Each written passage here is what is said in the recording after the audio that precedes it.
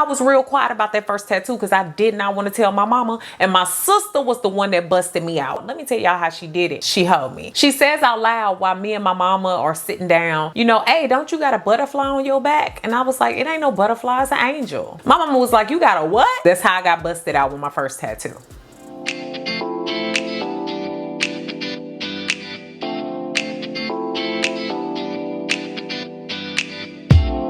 What's up, y'all? It's your girl, Dr. Nina, and I wanted to spice up some of the content with some of the things that you all have highly requested over here. And one of those things has been all about my piercings and tattoos, because many of y'all know I was raised in a highly religious home, Church of God in Christ to be exact. And you know I come from what's considered a high-level profession. But clearly your girl ain't no stranger to the needles. For piercings and tattoos, that is. So today we're going to talk all about my experiences, meanings of my piercings and tattoos, levels of pain, the aftercare, and whether or not I even consider any of this professional or not. And I want y'all to chime in with your good stories or your horror stories about some of the experiences that you all have had with piercings and tattoos, and maybe some of the things you're looking to get, or maybe looking to do, or maybe not looking to do. But as always, all items I discuss can be found down below in that good old information section. Let's go.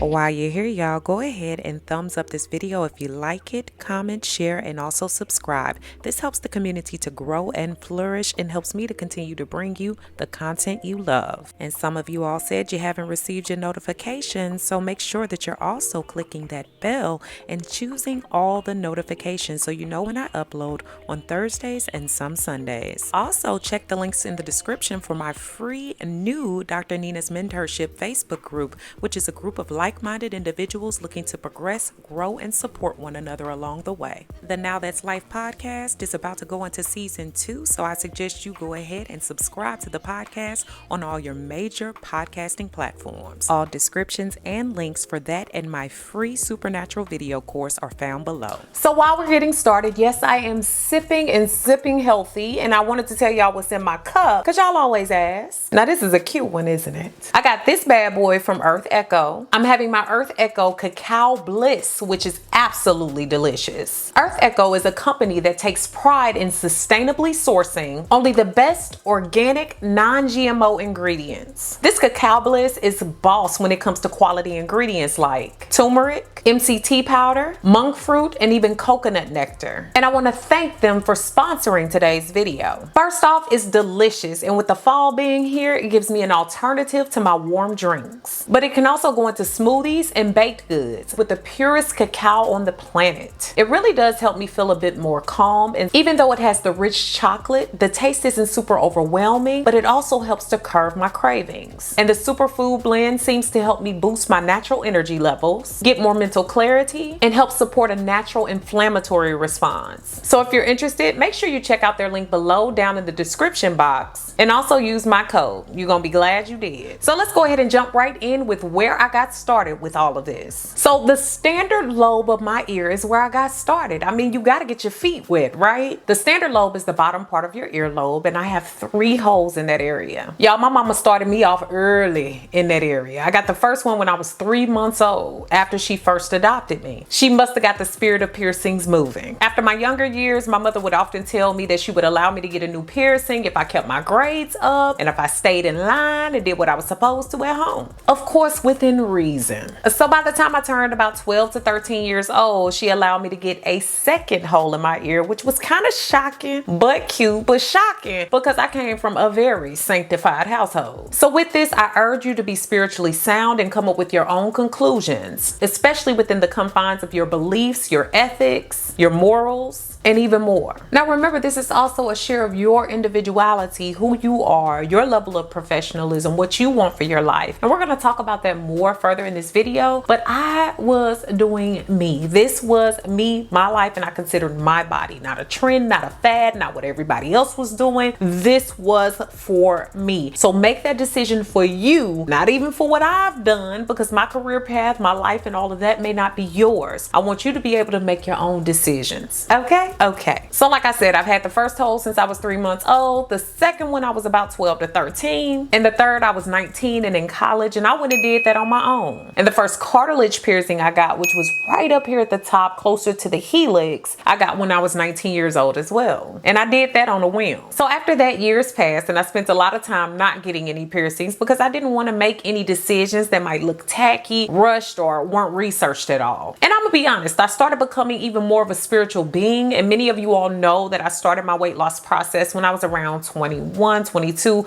I also went natural around that time. So for me, a lot of the moves that I was making, I didn't want them to be frivolous. I wanted them to mean something. So y'all, I said I chilled out on the piercings around that time, but that didn't mean that tattoos were not an option. So I'm gonna say this again, within my household, I was taught that you do not defile your temple. Now, I was also taught that it's important to understand what that scripture comes from in the Bible and what that means to you. So I definitely did not want to quote unquote defile my temple, and I wanted things that meant something, but I was real quiet about that first tattoo because I did not want to tell my mama, and my sister was the one that busted me out. Let me tell y'all how she did it. She held me. She says out loud while me and my mama are sitting down, you know, hey, don't you got a butterfly on your back? And I was like, it ain't no butterfly, it's an angel. My mama was like, you got a what? That's how I got busted out with my first tattoo. Now I want you to keep in mind I was away at college, and even being away at college, I knew that this was a permanent decision. So anybody going into getting a tattoo, think carefully about what you want, the placement,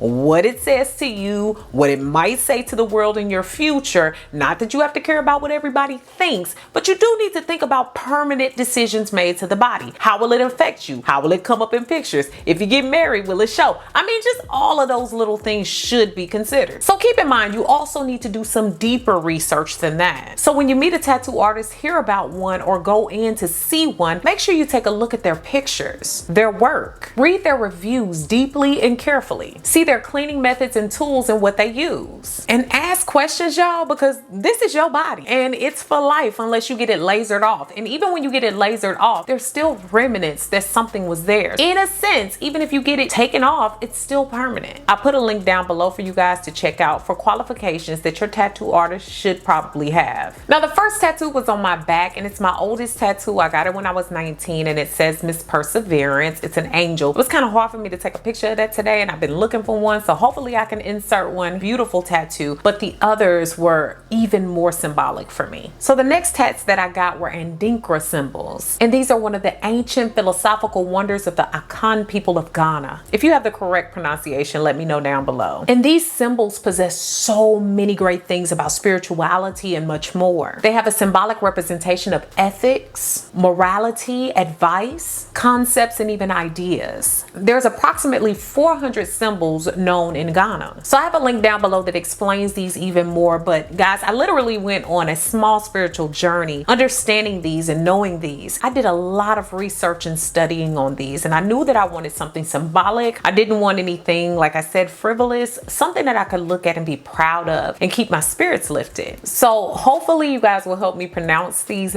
better, because I know that I've spoken with my friends that have Ghanaian descent. However, it's easy to forget how to pronounce them, and I don't want to do them wrong, but I'm gonna try my best. On my wrist, I have a Nyame Nati, and this means by God's grace. And it's a symbol of faith and trust in God. If I have to describe it on a level of 1 to 10 in terms of how painful it is, it was about a 6. Mainly because the wrist is a very sensitive area and there's no really fatty parts there. So you're really getting the tattoo up against bone, veins, and things like that. But I was all good because I'm a little soldier, a little G, you know, when it comes to tattoos anyway. Then on my right foot. Now let me start by saying everything I got on my foot hurt. It was about an 8 out of 10 on the pain scale. So I have the Nyan Sapo, and that's the wisdom knot. It's the symbol of wisdom, ingenuity, intelligence, and patience. Also on my foot, I have the Wawa Aba, and that's the seed of the Wawa tree. It's the symbol of hardiness, toughness, and perseverance. I also have the aya, or the fern. It's the symbol of endurance and resourcefulness. And on my side, I have a dwinamin, and those are ram's horns. And that's the symbol of humility together with strength. So my tattoos really meant something to me. I didn't just go get them. I really did the research and understood where they came from. I wanted to know if the symbols shifted in meaning, and if they did, if they had similar meanings, which these do. They're ancient symbols, so that means that they're not really changing in their meaning. In fact, I've had a lot of people walk up to me and really love the tattoos, and not just people of African descent, but many different people that recognize them and recognize their importance. And also, I must say that a part of this came from the fact that you all know that I'm a member of Alpha Kappa Alpha Sorority Incorporated, and the name that was given to me was Miss Perseverance. It has a story to it, right? And I've always known myself to be a persevering one with everything that I do, whether it was my weight loss, my career, my schooling, relationships, life. I goes hard, you know? And not only that, I go hard and I master what it is I'm looking for, but I have a lot of persistence with patience, diligence, and humility. And there's a light toughness to me, but with a feminine essence. I loved these tattoos because they embodied this perfectly. So as I was gaining more accomplishments, doing more in school and doing all of that, I got more interested in piercings. And I went through a major breakup. I mean, you know, we can attribute some things to breakups, but at the same time, I knew that I wanted to do something that was different and for me that I enjoyed. And so I'd been doing my research and I really enjoyed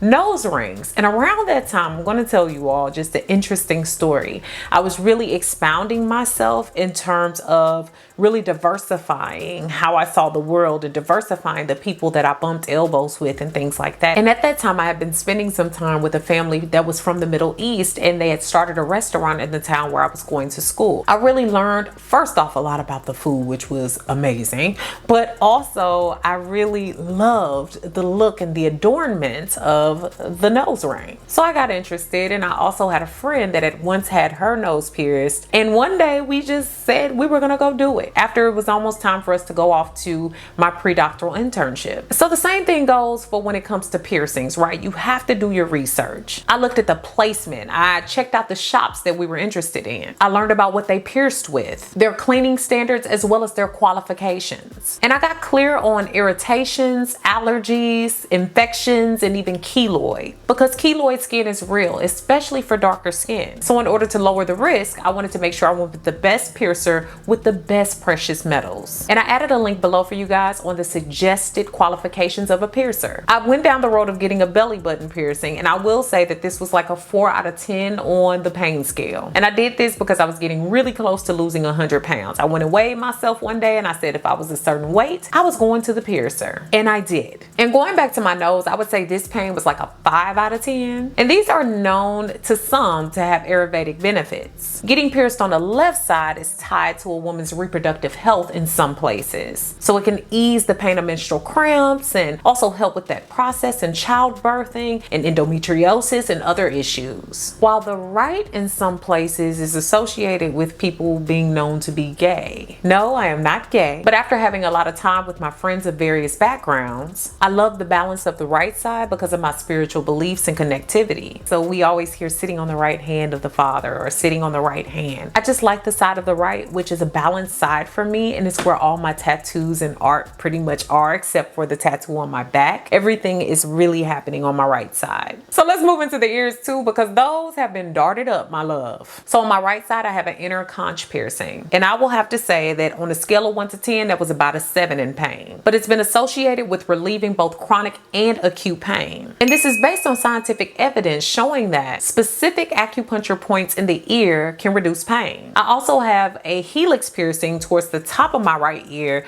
which was about a 3 out of 10 on the pain scale. And I wasn't afraid to get this one because I had already had a nice cartilage piercing. It took a long time to heal, but it didn't really get infected, nor did it keloid, so I didn't feel like I was taking a huge risk. I also have a lower cartilage piercing on the right side, which which probably is about a 4 out of 10 on the pain scale. Total in my right ear, I have 7 piercings. Now in my left ear is where things get a little bit crazy. There's 8 piercings here, and I will say my most painful piercing of all is on this side, the tragus. And on the pain scale, I'm gonna have to put that thing at a 9 out of 10. Woo, that one does not play. But this one is associated with the acupuncture technique of reducing appetite. And some people believe that it helps with anxiety and also migraine pain. I also have my helix over here pierced, and that was about 3 out of 10 again. And I also have 2 lower cartilage piercings on this side, and I would give those about a 4 out of 10 on the pain scale. So for those of you all wondering what I was pierced with, we went with surgical grade stainless steel, and that was with studs and posts. And I must say, it's going to cost you a lot more, especially depending on your piercer, but it's much more worth it in the end so that you avoid the infections and all the mess. And this metal is free of nickel and alloy, which may cause an allergic reaction. I also have a lot of the earrings that I wear for shorter periods of time in my Amazon shop. And sometimes the cutest are gold plated with real silver underneath or solid gold. But I find surgical steel to be a lot less irritating and more long term. I was a mad woman because when I got all these earrings that I'm talking about, these last few ones, I went and got them on the same day. I'm nuts, right? So my piercer even was like, dang girl, you got a threshold for pain, a high threshold for pain. Well, I just like to get stuff over with, and if it's gonna be healing, I'd rather it be healing than to tag it up again and then it hurts again. So it's just up to you and what you want to do with it.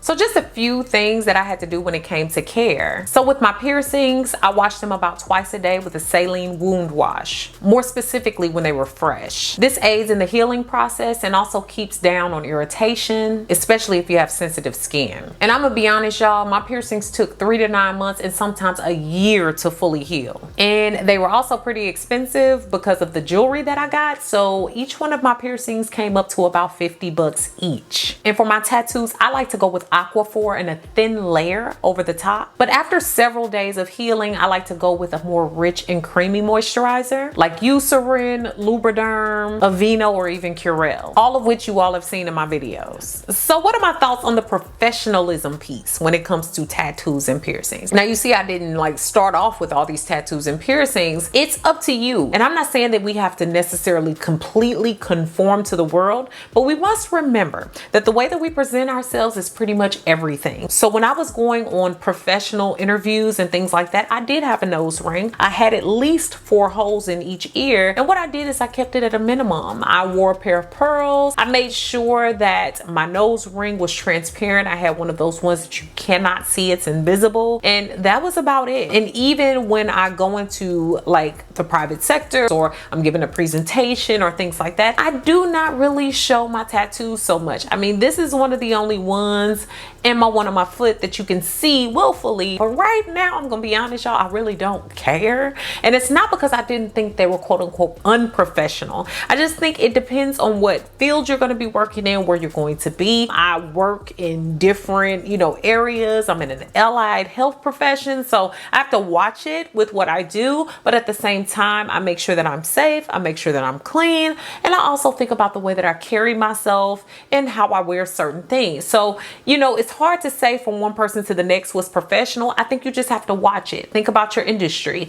Think about where you are and how you're getting there. I will say this. If you're going for an interview, you want to go, the best way possible. And if you're going to start laying it on thick, wait until you got the job. Depending on the setting, depending on the surroundings, that's where you have to determine professionalism. You can't even just go by what I say. My career path might not be yours, or the way that I chose to present myself might not be the way you do. And that's okay. It doesn't offend me. This is my life. I'm doing me. Okay. My last words on this is, was it worth it? Was all of this worth it? I wouldn't take it back for the world. I'm telling y'all, there are days when I look down at my tattoos and I know what they mean and what they symbolize for me in my life, and they give me joy because it was my expression, it was my thought process. Not only that, it really fed into where I was coming from. It meant something to me. I'm gonna tell y'all, getting all them piercings in one day is a bit much, but I do not take it back because they healed pretty much along the same lines, and I didn't have to go back to get anything else. And I'm glad that my piercers and my tattoo artists were really awesome awesome. I did my research. I was patient with that. I didn't just go with anyone. So I suggest just doing your research. Know what you want. Don't just go with a trend or a fad. Really just give yourself the chance to learn, to know, and to grow. So I hope today's video has been beneficial, and I hope that you guys have learned a lot, and I hope you guys will share down below because I want to hear your story. But thanks so much for watching, guys. Make sure you comment, share this video with someone who can use it, and subscribe. Thanks so much for watching, guys. Beautiful brown baby doll. Peace. Special thanks to Jason Bowie of Trinity Media Solutions for co-producing and filming today's video. His information can be found down below in the information section. Thanks so much for all the love and support over on my new website. If you haven't already, go ahead and check it out and join me for new ways to interact with me, giveaways and prizes, weekly emails, as well as my free 8-day supernatural video course, which is free when you sign up.